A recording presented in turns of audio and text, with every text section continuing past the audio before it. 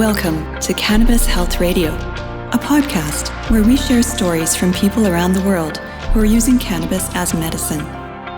The information is meant to raise awareness about the health benefits of cannabis, but should not be taken as medical advice. Now, here are your hosts, Ian Jessup and Corey Yelland.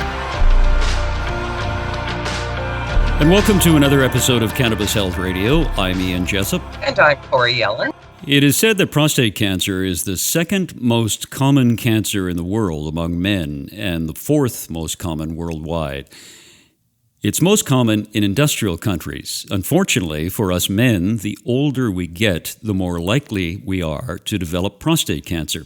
Our guest today is a former Vietnam vet who, in April of 2017, was diagnosed with stage 4 prostate and bladder cancer with possible spread to his rectum. And joining us from Texas to tell his story is Bruce Harrison. Bruce, it's great of you to tell your story. We appreciate it. Thank you. Thank you. It's good to be here, Ian. Good morning. Bruce, when you get your cancer diagnosis, when you got it, did you think you were at death's doorstep?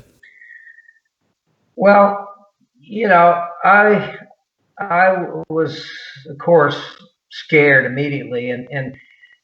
And I don't know, I didn't relate this to Corey, but I went to the VA for 6 months before my diagnosis complaining about issues with urination and whatnot. And they told me I was fine. What I didn't know is that my PSA at the time was above 16, and they said I was fine. And as you and I know, that's not the case. So a month later, after my last visit with them, they called and said that I had to come in, and they gave me the news that I had stage 4. Well, actually, the first prognosis or the procedure they wanted to follow was the removal of my prostate, bladder, and rectum. And that was what put me in shock. Ian, I said, well, I got to think about this and get a second opinion, which of course I did. I went to MD Anderson, and in the end, they both offered up the same thing, 56 days of a super chemo cocktail followed by 57 days of 3-way targeted radiation. And it was at that point I took a step back and decided I need to think about this. Of course, I was blessed with a visit from a couple of my oldest friends while I was in the hospital at the DeBakey VA. And one of them was an organic farmer, and he suggested that I change my diet immediately to organic greens, remove the sugar, processed food, dairy, and meat from my diet, which I did, and start. The other friend was a farmer in California who sold to the dispensaries FICO, and he said I needed to start on the FICO. So I did both, and within a few months I was starting to get my strength back. I started walking. I've held the same weight now for 3.5 years. I haven't gained or lost any weight. I don't have any pain to speak of. I have issues because I accepted one form of traditional treatment because of the aggressive nature of my prostate cancer and the fact that it had spread to other organs immediately. They suggested that if I were producing semen, it would spread to my bloodstream and lymph nodes, and I'd be dead in a couple of months. So the offer for that was basically a chemical castration. I take an Eligard injection twice a year, and that's it. That's the only traditional treatment I've taken.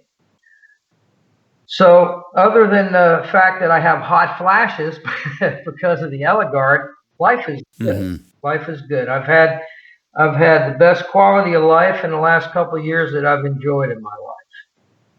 So, Bruce, they actually wanted to remove your bladder and rectum as well as your prostate? Yes, that was the first prognosis in urology at the DeBakey VA Center. They wanted to surgically remove my prostate, bladder, and rectum. Dr. Taylor was the head of urology, and she still is. And of course, my response was, wait a minute, let me see if I got this straight. You want to double bag me in a friggin' chair? And she said, well, Bruce, it's not that bad. We have all kinds of new devices and accoutrements now that, I said, no, not interested. That is not my idea of a good quality of life. So, I passed on that. And it was at that point I went to MD Anderson. And then they sent me back to oncology at DeBakey. And then I consulted with both MD Anderson and DeBakey Oncology. And they both came up with the same offer of this massive cocktail and three-way targeted. Now, because I'm in an illegal state, I can't share what I'm doing with the VA. I mean, they pretty much know. All my RNs, they all know because I've confided in them, but they don't believe that anything that I've done, my diet and FICO, is contributory to my continuing good health. They can't accept that because then, their primary source of income, chemotherapy, is out the window. But hopefully I'll see it in my lifetime where we have more confidence in this method of treatment, because I'm going to continue doing it. I do a gram every day, and my mix of coconut oil and FICO. Right. So just for listeners who might not be aware, Bruce, FICO is full extract cannabis oil. That's what it stands for. Yes. And Bruce, when you were diagnosed with cancer, what did the doctors attribute your cancer to? Agent Orange. I was combat infantry in Vietnam. I was drafted. They took me kicking and screaming. I didn't want any part of that war. But it was prison sentence or the Army, so I went. I was only in, 2 years, but I was exposed to Agent Orange as a combat infantry soldier with, open cuts and wounds. The chemicals are infused in your bloodstream. That's what they attributed my diagnosis to, at any rate. And for those people who may be unfamiliar with Agent Orange, it's a blend of tactical herbicides the U.S. military sprayed from 1962 to 1971 during the Vietnam War.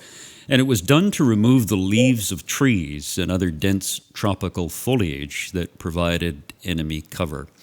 Your story is interesting because I interviewed a Vietnam vet a few years ago. He had this horrific growth, cancerous growth behind his ear, and it was oozing and stuff was coming out of it.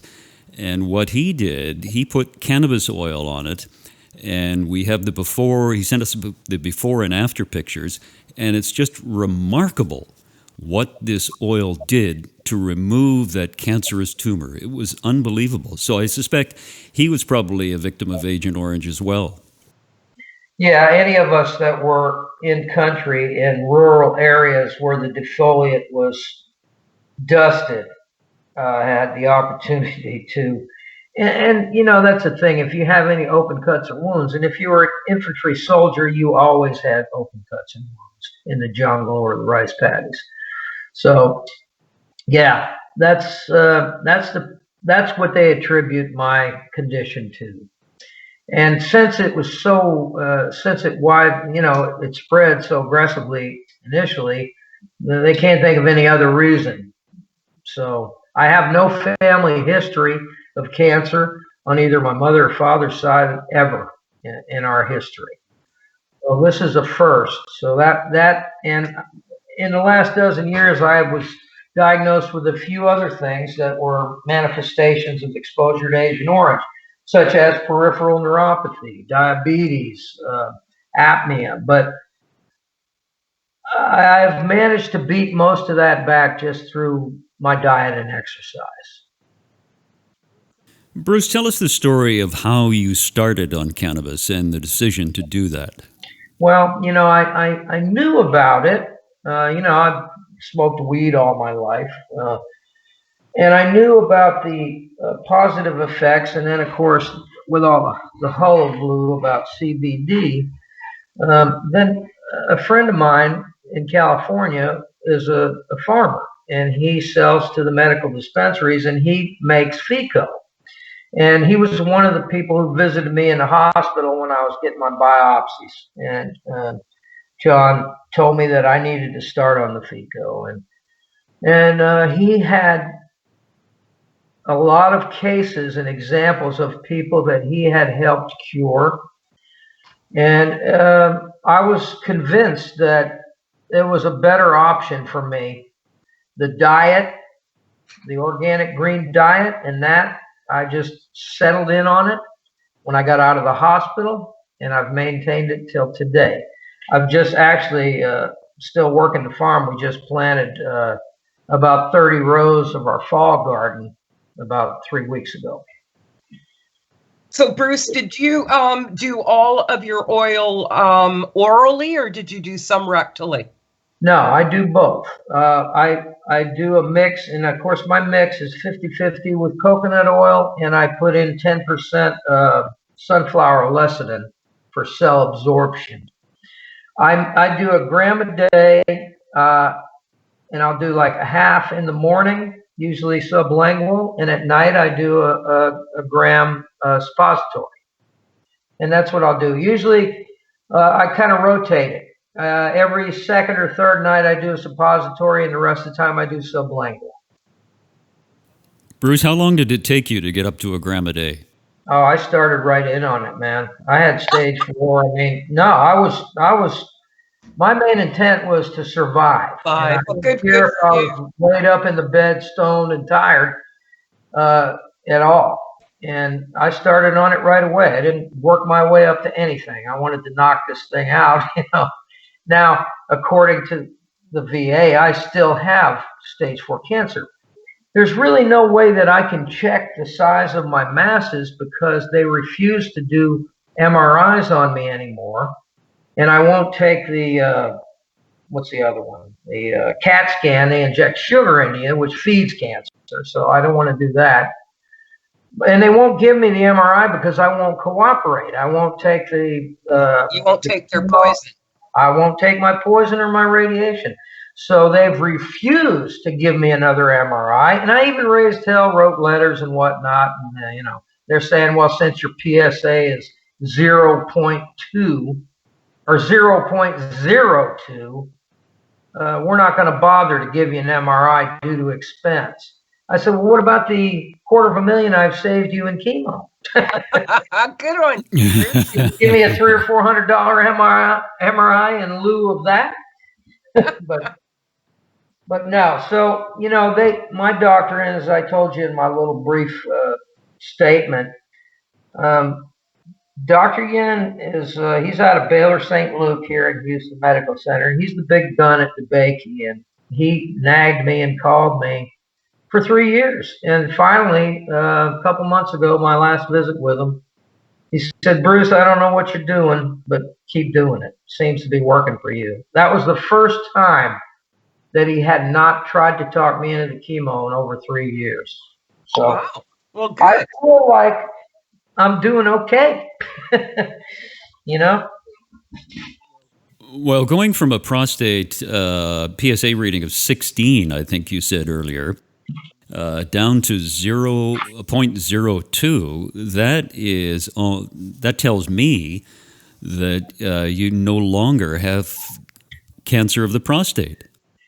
Yeah, I hope so. But, you know, I still, Ian, I forgot to tell you that one other thing that they had to do was, well, when they released me from the hospital, they wanted me to go home with a Foley bag. And I didn't want to do that. I'd had to wear the bag, you know, for a week or two when I was in the hospital. And my own personal feeling is that the longer you wear the bag, the more your muscles atrophy. So I said, I'm not going home with the bag. And I said, there's got to be an alternative. And the old RN that was tending to me said, yeah, you can self-calf. I said, see, I knew there was an alternative. She said, I'm not going to do it for you. I'll walk you through it. If you can do it, you can go home. So I did.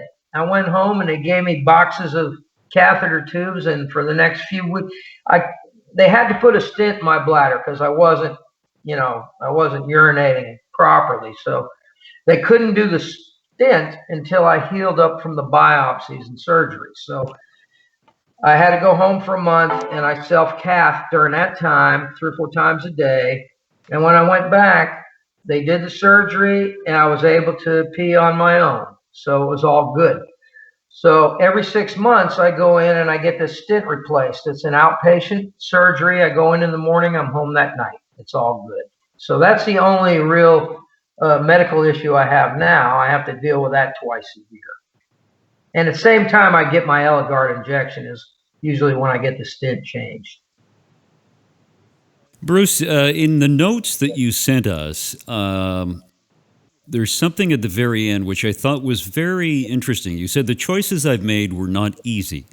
When I rejected traditional medicine, no one was on my side. My doctors, my family and friends, my in-laws. I doubted myself and my decisions daily, and to be honest, I still do at times. Now, why do you doubt yourself? Well, I probably don't have that much doubt, Ian. I mean, I'm pretty healthy right now. I'm able to work. I'm able to work the farm. I feel really good. But there's always that nagging doubt in the back of my mind since I don't know the actual state of the masses in my body, you know? And I kind of hope that the cannabis would help relieve the mass in my bladder to the point where I wouldn't need the stent replacement. But that hasn't happened yet. They were kind of hoping at first that that would happen at the VA, but as of the last time I had my replacement, which was just 3 months ago, it wasn't an option. I still needed a stent for my left bladder tube to flow. So, you know, I don't really know. I mean, I feel good. I'm not really in that much doubt, Ian. I'm pretty confident, you know. But Right. always I know that as far as the VA is concerned, I still have stage 4 cancer in at least 2 organs. Well, the good thing is that if you went with their recommendation, you'd have no prostate, no bladder, And I'd be dead. rectum. I'd probably be Yeah, dead. exactly. If I wasn't Exactly. dead, I'd look like a cadaver. Corey, have you ever dealt with anyone with bladder issues like Bruce has that don't get resolved right away with cannabis oil? I've had bladder cancers, and actually with bladder cancers, I was thinking about this the other day. I've probably dealt with, I don't know, 24 of them, and we've had 100% success with bladder. Yeah. So, you know, when you were talking there, Bruce, I was thinking, you know, maybe you just need to keep pounding it in. Are you changing? Do you change strains? No, and I haven't done that. And the reason I haven't done it was because my FICO doctor suggested that because of the aggressive types that I had when I was first diagnosed, that I needed the strongest possible mix I could get, which is an indica strain that tests out with his equipment at about 86% pure. And I've seen a lot of other people that had stuff. I've tried other mixes that were nowhere near that strength, and so since John's able to provide this to me, I've stayed with it. You know, I know I should probably grow my own, but for what John charges me, it's viable for me. I can afford it. He charges me a fourth of what a pound of the indica would cost me. Right. You know, I just know that we see, you know, much more success with multi-strains and stuff. So I'm just throwing that out there as something to consider. That's all. I know. I have tried several other strains, but I felt the best with this one, so I've stayed on it. Sounds like a plan. Yeah, I've got probably another 6 months worth of this particular strain. Yeah, I might try something else in the meantime, but right now I feel so good, Corey, that it's hard for me to make any changes. You know, I settled on I understand. If it ain't broke, don't fix it. And I mean, you know, when we video chatted the other day, I mean, you look incredibly healthy. Well, I wouldn't want the word to get out, but I'm 71 and my oncologist is in his 40s, and I'm sure I could kick his ass. You can edit that out if you need to. Oh no, we'll keep it in. Now, I'm very, very fortunate and blessed. I mean, I feel good. I do. I walk every morning, I exercise. I work the farm, ride my Harley occasionally, ride a bicycle sometimes. So I feel good. Life is good. It's been very good for us. And on another note, it's been the most difficult. It's probably been for my wife. My wife was life flighted with a traumatic brain injury 6 years ago. So this has been probably more difficult for her to deal with than myself, really. She's doing real well. She knows I'm healthy, and she's real happy about it. So. Does she take cannabis as well, Bruce? No, she doesn't. I've tried to get her to because she's type 2 diabetic, and it would cure that. But she's reluctant to, and she has a brain injury, so I don't force anything on her that she's not comfortable with. Yeah, we've interviewed a woman a couple of years ago in the U.S. named Debbie Wilson, who has had a couple of brain injuries and uses cannabis to great effect. And I was just wondering if your wife, I mean, if a person doesn't want to do it, you can't force them to do it. Right. No, she smokes marijuana, but she won't do the FICO's too much for most people, I guess. It kind of knocks them out. I guess I'm fortunate that I just jumped right in with both feet, and I never, after a first week or two, I was able to deal with it. Yeah, it's amazing how you just jumped right in and took half a gram sublingually, and you went at it. Yeah. You were determined to save your prostate, your bladder, and your rectum. And your life. My life. And your life. Primarily, of course. Yeah. Yeah, I've always been kind of an A-type personality, so when I make up my mind to do something, I usually go overboard on it, and that's what I did in this case. What about some of your other friends and in-laws? What was their perspective on what you were doing? Well, most people feel that this guy with a 20-year education knows more than I do. And so I got some pushback, probably more so from my in-laws than from my own family. But after a year went by and another year, everybody's pretty well convinced. As a matter of fact, most people in my circle forget that I have cancer because I have all the appearance of being extremely healthy. Bruce, one question I always like to ask people who have been diagnosed with cancer and given the doom and gloom from the medical profession, you were given a year to live. When the doctors told you about your illness, and do you remember that day very well? I remember it distinctly, I'm sure, much like Corey does. Mm-hmm. A quick aside, the nurse who came in to tell me, they called me up and asked me to come to the VA, put me in one of those little rooms, and the nurse who came in to tell me my diagnosis a month before had told me that I had the prostate of a 20-year-old. The very same nurse. And Mr. Harrison, I have some extremely bad news. I remember that's how she started it. And then she said, yeah, you have stage 4 prostate cancer, bladder, prostate, bladder, and possibly rectum. And, the doctor will come in and talk to you. At that point,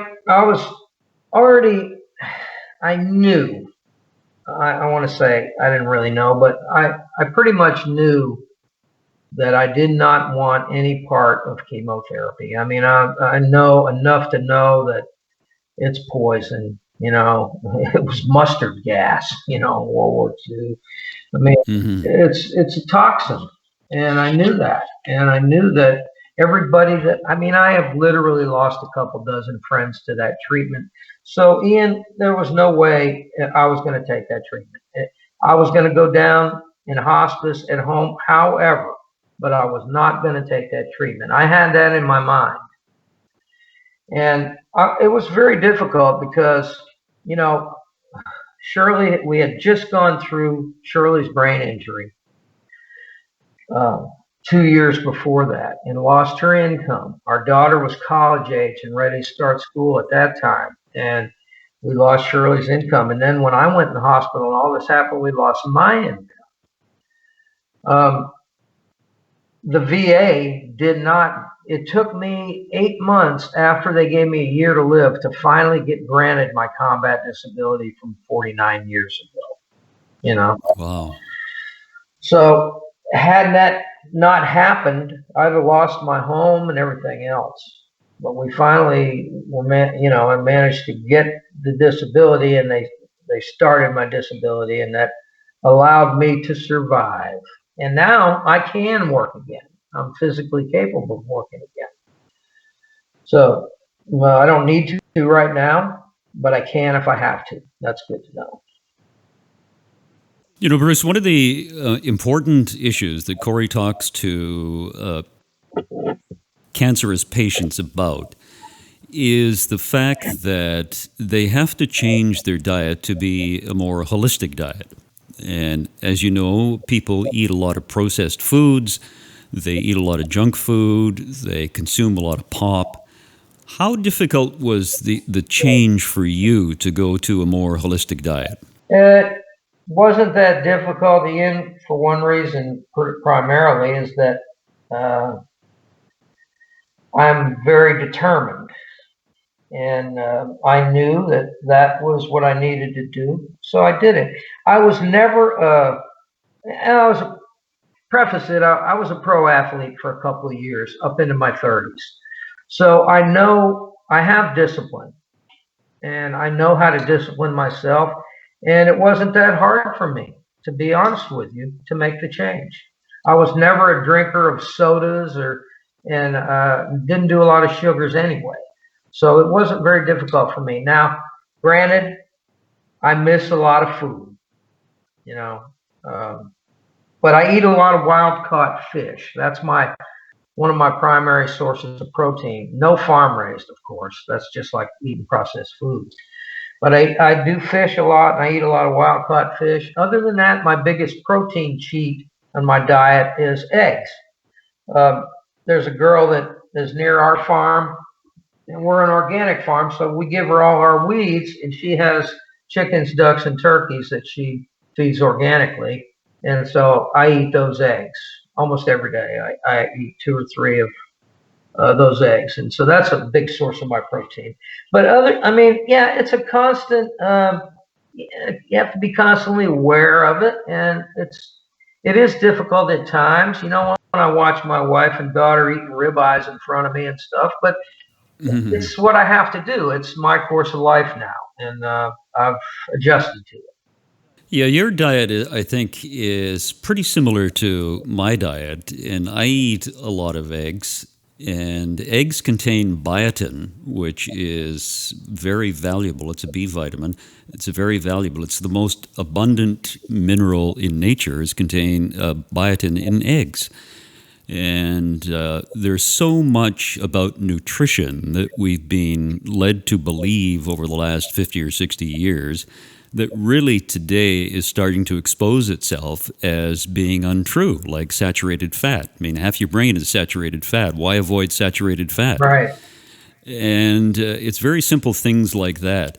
And I want to ask you one question before we wrap up about Vietnam and what that was like as a soldier. I was scared shitless, Ian. I mean, you know, I was drafted. I had my 23rd birthday over there. So I was 4 or 5 years older than a lot of the kids drafted out of high school. I was more of an adult. I had been working union construction, you know, supporting myself for a few years, living with a woman, you know, as a grown-up. So when I was forced into this, the basic training was probably more stressful for me than anything, being put back in a situation with a bunch of kids like that when I felt like a grown-up. But once I got there, it's, you do what you have to do. You're assigned to a unit. They tell you what to do. I was just a private, first class. I didn't have any rank. You do what you're told. It was scary. I stayed scared for most of the year. Anybody that wasn't scared is a little bit off mentally. People were trying to kill us all the time. It was a pretty freaky situation. I thought that I was able to deal with it because I had a little chicken shit degree in psychology, but I wasn't. But it's all hindsight. PTSD is for real, but I was in denial of it for 30 years. It reminds me of World War II and D-Day, the invasion of Normandy, when these young kids, and my dad was a young kid, he was about 18 at the time, 18 or 19, and, they were in these vessels which transported them across the channel, and then they got out and ran into the water, onto the shore, and they were fired at, and it was almost assured death for many of them. Yeah, and my uncle Carl Harrison was on an LST landing at Anzio, and he was machine gunned from shoulder to hip, and was 100% disabled, but survived, and he lived to be 101. He just died about 3 years ago. Wow. He was on one of those LSTs, and that's right. It was sure death, getting off that LST, running up into the waves, up onto the beach. 50% of our people were killed like that. It's remarkable what some of these young people did. Bruce, you have a fantastic story. I'm so glad that you didn't go through with the operation to remove your prostate, bladder, and rectum. Me too. You do, yeah. You could say it's a real bummer, but yeah. And we wish you well in the future. It's fantastic. It's a great story. Thank you very much for doing this. Thank you very much for having me on. And Thank you, Bruce. All right, Corey. Take care. Thanks a lot. And we'd like to thank Bruce for a fabulous interview. And we'd like to thank you, our listeners, for supporting us and sharing our podcast with others who would benefit from hearing these testimonials. Now, if you'd like to support us financially, there are a few ways you can do that. You can become a monthly supporter for as little as $5 a month on our Patreon page. And if you want to make a one-time donation, you can just go on our website, cannabishealthradio.com, and make that donation. We'd greatly appreciate it. And we're very grateful for your support. Thanks for listening, everyone. We'll be back next week with another edition of Cannabis Health Radio. Thanks for listening to Cannabis Health Radio.